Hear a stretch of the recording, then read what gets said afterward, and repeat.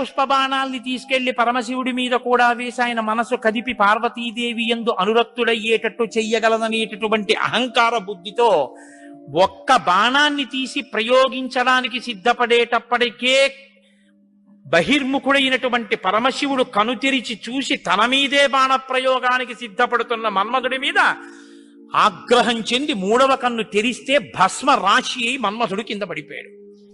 కాబట్టి సృష్టి ఆగిపోయి ఉండాలి కదా. ఇప్పుడు మన్మధుడు లేడుగా, మరి అప్పుడు పార్వతీ కళ్యాణం ఎలా అయింది అంటే, అమ్మవారు ఏం చేసిందంటే, ఏ ఆయుధములను మన్మధుడు పట్టుకుంటాడో వాటిని ఆవిడ పుచ్చుకుంది. 5 పుష్పబాణాల్ని చెరుకు విల్లు ఆవిడే పుచ్చుకుంది. కామాక్షి, కంచి కామాక్షి అదే కదండి. ఇప్పుడు ఆవిడ ఇలా పట్టుకుంటే ఇంతటి పరమశివుడు వశుడైపోయాడు. అయిపోయి తాళి కట్టాడు. సంసారంలోకి వచ్చి ఆవిడ పక్కన కూర్చున్నాడు.